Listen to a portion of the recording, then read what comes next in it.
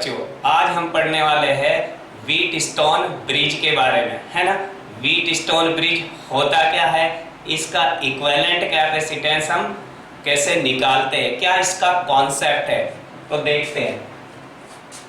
Wheatstone bridge, Wheatstone bridge, Wheatstone bridge में capacitors कुछ इस पैटर्न में कनेक्टेड होते हैं प्यारे बच्चों। एक स्क्वायर शेप में 5 कैपेसिटर कनेक्टेड रहते हैं, 5 कैपेसिटर्स। ओके, ये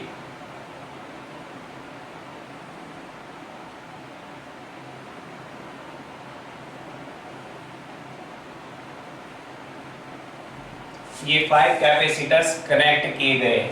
इन कैपेसिटर्स के कैपेसिटेंस की नेमिंग अगर हम दे C1, C2, C3, C4, okay, ये C5, ये पॉइंट A, ये पॉइंट B। पूछा जाता है find the equivalent capacitance between A and B, A और B के बीच में इक्विवेलेंट कैपेसिटेंस फाइंड आउट करो। तो आप जैसा सर्किट देख रहे हैं, न तो यहाँ पे C पॉइंट से ब्रांचेज निकली हुई है और D पॉइंट से ब्रांचेज निकली हुई है, न तो यहाँ पे ये सीरीज दिखाई दे रहा है और न ही कॉम्बिनेशन पैरेलल दिखाई दे रहा है ना। तो हम इस टाइप के नेटवर्क को कैसे सॉल्व करेंगे, इसका क्या कॉन्सेप्ट है। तो प्यारे बच्चों, इसका कॉन्सेप्ट है इफ C1 अपॉन C2, यानी कि अपर आर्म पर जो कैपेसिटर्स कनेक्टेड है, अगर उनका रेशियो इक्वल हो जाता है, जो लोअर आर्म पर कैपेसिटर्स कनेक्टेड है उनके कैपेसिटेंसेस के रेशियो के equal, C3 upon C4, then C5 useless होगा हमारे लिए, यानी कि C5 में कोई भी चार्ज का फ्लो नहीं होगा, ये कोई भी चार्ज स्टोर नहीं कर पाएगा, है ना। देन C5 इज यूजलेस का मीन्स क्या है, यानी कि इसको हम रिमूव कर सकते हैं, that is it can be remove, इसको हम हटा सकते हैं सर्किट से। रीजन क्या है सर्किट से हटाने का, क्योंकि पोटेंशियल अगर फाइंड करें हम C पर और D पर, तो वो पोटेंशियल क्या हो जाएगा, सेम, यानी कि सेम पोटेंशियल का मीन्स है CD ब्रांच में कोई भी चार्ज का फ्लो नहीं होगा, इसलिए C5 हमारे लिए यूजलेस रहेगा। ओके, तो इजीली हम यहाँ से इसको रिमूव कर सकते हैं। तो सिंप्लीफाई सर्किट हमें मिलेगा। अब 4 कैपेसिटर हमारे पास रह जाएंगे सर्किट के अंदर।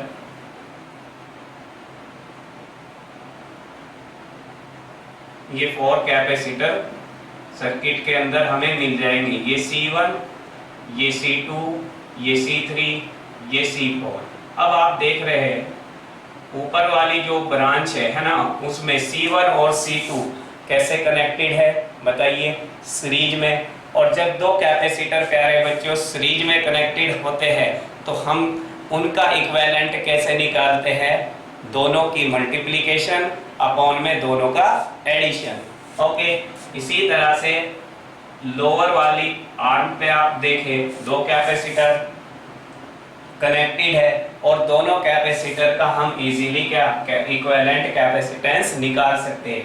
अब एक कैपेसिटेंस ये आ जाएगा, एक कैपेसिटेंस ये नीचे हो जाएगा, तो दोनों अब कैसे है, पैरेलल, दोनों पैरेलल है। तो CAB इक्विवेलेंट कितना आएगा, C1 C2 सीरीज में होने की वजह से इनका इक्विवेलेंट होगा C1 C2 upon C1 plus C2। Okay, और नीचे की आर्म पर 2 कैपेसिटर सीरीज में कनेक्टेड होने की वजह से इनका भी इक्विवेलेंट कैपेसिटेंस आएगा C3 प्लस C4। अब ये आपस में दोनों कैसे है, पैरेलल कनेक्टेड है। कैसे कनेक्टेड है, पैरेलल। और पैरेलल का मीन्स मैंने क्या बताया था, प्लस कर देना, दोनों को हम प्लस कर देंगे। This is the final answer, है ना। तो व्हीटस्टोन की जो जनरली शेप होती है वो मैंने आपके सामने ड्रॉ कर दी है।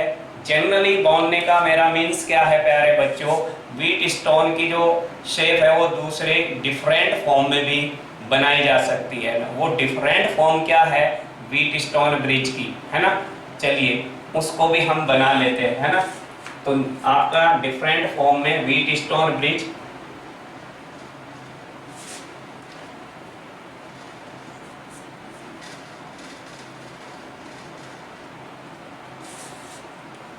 अब बात करेंगे डिफरेंट फॉर्म्स,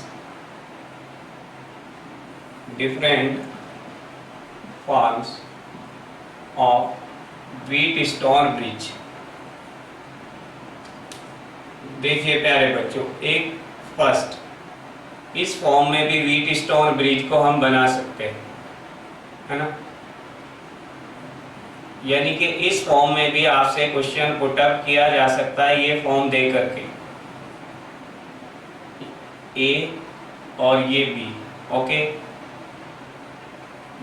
ये C1, ये C2, ये C3, ये C4, ये C5, ये भी एग्जैक्टली व्हीट स्टोन ब्रिज है। और व्हीट स्टोन ब्रिज है यानी कि C1 upon C2 equal to है C3 अपॉन C4। तो C5 को हम यहाँ से रिमूव कर सकते हैं। या एक दूसरा तरीका यह है प्यारे बच्चों कि C5 यूजलेस कब होगा, ये चेक करने के लिए एक तरीका तो हमने बताया, जो अपर आर्म है ना, उस पर जो कैपेसिटेंसेस अटैच है उनका रेशियो और लोअर आर्म पर जो कैपेसिटर्स कनेक्टेड है उनके कैपेसिटेंसेस का रेशियो सेम आना चाहिए। या क्रॉस में मल्टीप्लिकेशन चेक कर सकते हैं, C1 C4 का मल्टीप्लिकेशन अगर इक्वल आ जाता है C3 और आपका C3 और C4 के मल्टीप्लिकेशन के इक्वल, तो वो भी क्या कहलाएगा, बैलेंस्ड व्हीट स्टोन ब्रिज हो जाएगा। C5 वहां से रिमूव कर सकते हैं। तो इजीली किसी भी तरह से देख सकते हैं, या तो अपर आर्म के रेशियो से आप चेक कर सकते हैं, या क्रॉस मल्टीप्लिकेशन क्या होना चाहिए, सेम आना चाहिए, क्रॉस मल्टीप्लिकेशन सेम आना चाहिए। तो फर्स्ट फॉर्म हमने बनाई। सेकंड फॉर्म देखिए प्यारे बच्चों, सेकंड फॉर्म, तो सेकंड फॉर्म हम इस तरीके से बना सकते हैं।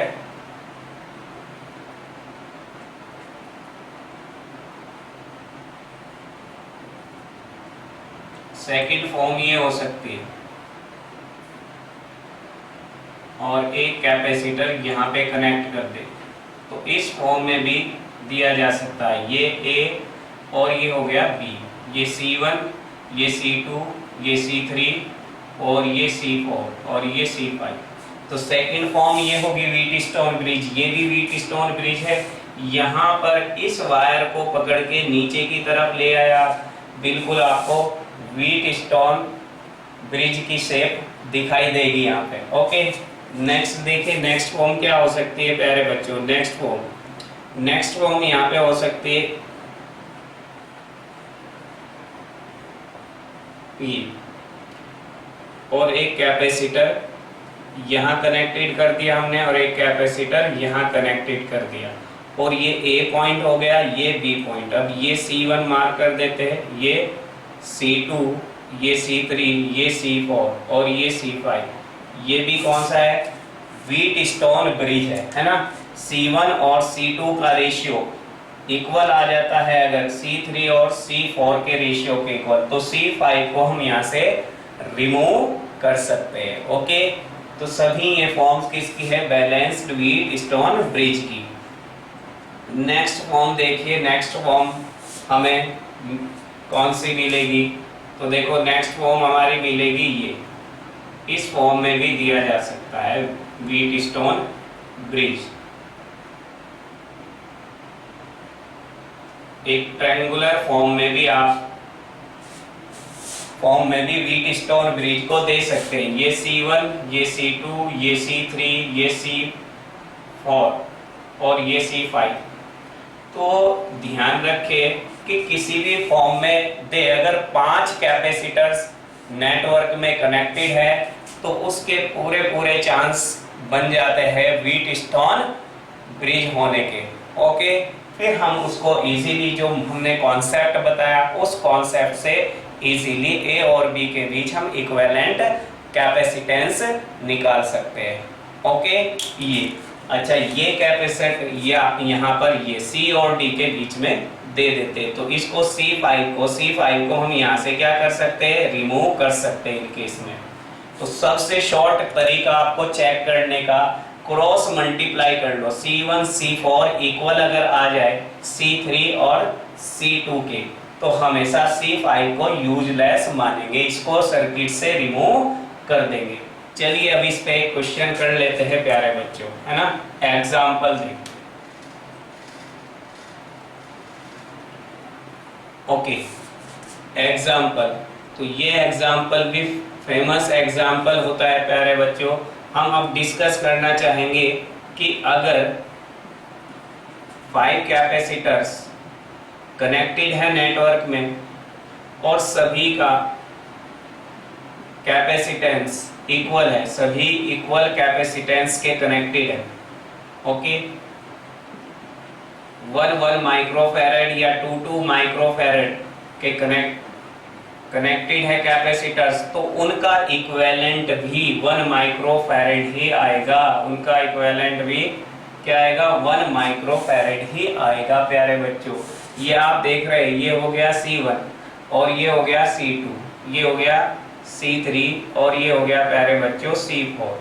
आप देख सकते हैं यहाँ पे हियर आप देख सकते हैं C1 और C4 equal to C3 and C2, किसके इक्वल है, C3 and C2। Okay, so C5, ये हो गया C5 इज रिमूव, इसको हम हटा सकते हैं, रिमूव। इसको जैसे ही रिमूव करेंगे तो हमारे पास सर्किट केवल ये मिलेगा। ओके, ये भी, और इसी तरीके से यहाँ मिलेगा, यहाँ पर मिल जाएगा,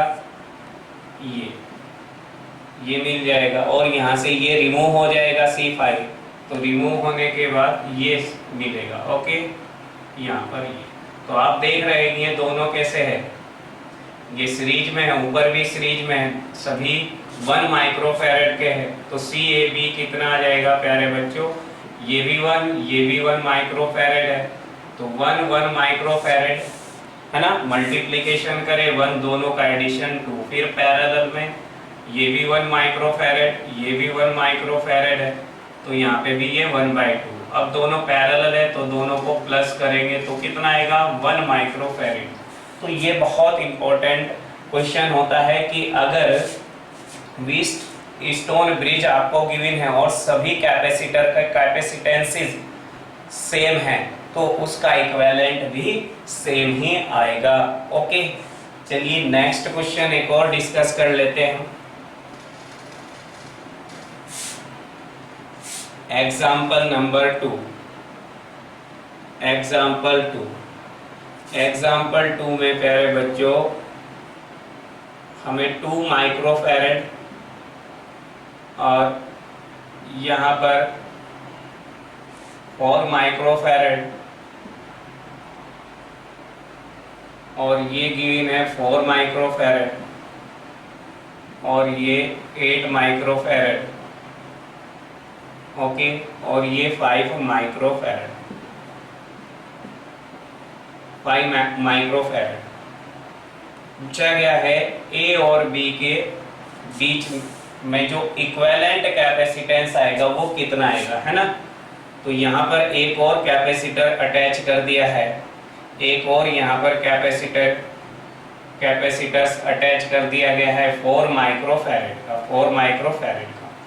तो देखो ब्रांचेज में अगर आपका किसी भी नेटवर्क में 5 कैपेसिटर अटैच है, सबसे पहले हम उसको सोल्व कर ले नेटवर्क को। तो यहाँ पर ये पूरा नेटवर्क हमें, जो ये नेटवर्क हमें दिख रहा है, ये व्हीटस्टोन ब्रिज की कंडीशन को फॉलो कर रहा है। देखो 2 8 जा 16 और 4 4 जा 16, तो 5 माइक्रोफैरड हमारे लिए यूजलेस हो गया। क्या हो गया? यूजलेस हो गया। तो प्यारे बच्चों यहाँ पर अगर हम इसको C1 नाम दे, इसको C2 नाम दे, इसको C3 नाम दे और इसको C4 नाम दे, है ना। और ये है C5।